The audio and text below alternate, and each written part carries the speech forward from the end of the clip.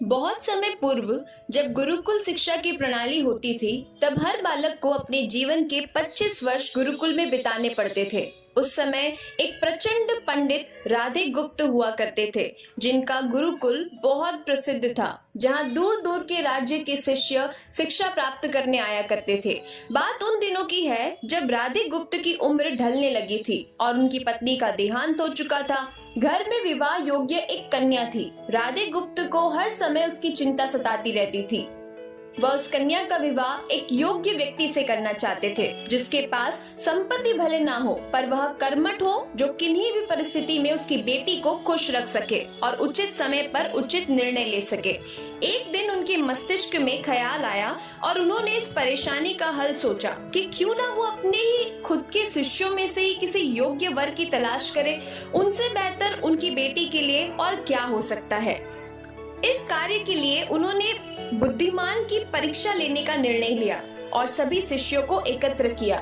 राधे गुप्त ने सभी से कहा कि वे एक परीक्षा आयोजित करना चाहते हैं, जिसमें सभी की बुद्धिमानी की परीक्षा होगी। उन्होंने सभी से कहा उन्हें अपनी पुत्री के विवाह की चिंता है, जिसके लिए उनके पास पर्याप्त धन नहीं है। इसलिए वे चाहते हैं कि उनके शिष्य विवाह में लगने वाली सभी सामग्री कैसे भी एकत्र करें, भले उसके लिए उन्हें चोरी का रास्ता ही क्यों न चुनना पड़े, लेकिन उन्हें चोरी करता कोई देख ना सके। बस इस एक शर्त का पालन उन सभी को करना है। अगले दिन से सभी शिष्य कार्य में जुट गए। रोजाना कोई न कोई तरह तरह की वस्तुएं चुरा कर लाता और राधे गुप्त को दे देता। राधा गुप्त उन्हें एक विशेष स्थान पर रख देते, क्योंकि परीक्षा के बाद ये सभी वस्तुएं उनके मालिक को वापस करना जरूरी था, क्योंकि वे अपने शिष्य को सही ज्ञान देना चाहते थे। सभी शिष्य अपने अपने दिमाग से कार्य कर रहे थे, लेकिन इनमें से एक चुपचाप गुरुकुल में बैठा हुआ था, जिसका नाम था रामास्वामी। वह राधा गुप्त का सबसे करीबी और होनहार छात्र था। उसे ऐसा बैठा देखकर राधा गुप्त ने इसका कारण पूछा। जब रामास्वामी ने बताया कि आपने परीक्षा की शर्त के रूप में कहा था कि चोरी करते वक्त इसे कोई देख ना सके, इस प्रकार हम अकेले में भी चोरी करते हैं, तब भी हमारी अंतरात्मा उसे देख रही है, हम खुद से उसे नहीं छिपा सकते। इसका अर्थ यही है कि चोरी करना व्यर्थ है। उसकी यह बात सुनकर राधा गुप्त के चेहरे पर खुशी छा जाती है। वे उसी वक्त सभी को एकत्र करते हैं और पूछते हैं, क्या आप सब ने जो चोरी की, क्या उसे किसी ने देखा नहीं? सभी कहते हैं नहीं।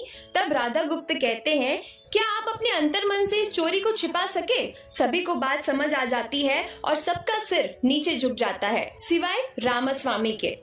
राधा गुप्त रामास्वामी को बुद्धिमानी की परीक्षा में अव्वल पाते हैं और सभी के सामने कहते हैं कि यह परीक्षा मेरी पुत्री के लिए उचित वर तलाशने के लिए रखी गई थी। इस प्रकार मैं रामास्वामी का विवाह अपनी पुत्री के साथ तय करता हूँ। सभी खुशी से झूम उठे, साथ ही चुराई हुई हर एक वस्तु को उसके मालिक को सौंपकर विनम्रता से सभी से क्षमा मांगते हैं। बुद्धिमानी की परीक्षा से यही शिक्षा मिलती है कि कोई भी कार्य अंतर्मन से छिपा नहीं रहता और अंतर्मन ही मनुष्य को सही राह दिखाता है। इसीलिए मनुष्य को किसी भी कार्य के सही गलत के लिए अपने मन को टटोलना सबसे जरूरी है। आज मनुष्य ने अंतरात्मा की आवाज सुनना बंद कर दिया है, इसीलिए ही वो गलत रास्ते पर जा रहा है। हमारी अंतरात्मा कभी हमें गलत राह नहीं दिखाती। यह जरूर है कि मन की आवाज हमें वो करने की सलाह देती है जिसे दिमाग कभी स्वीकार नहीं करता, क्योंकि दिमाग सदैव स्वहित में कार्य करता है और मन हमें सही और गलत का परिचय करवाता है। यह सही गलत का परिचय ही हमें सदैव बुराई से दूर रखता है। इसीलिए किसी भी कार्य को करने से पहले हमें अपने मन की आवाज जरूर सुननी चाहिए।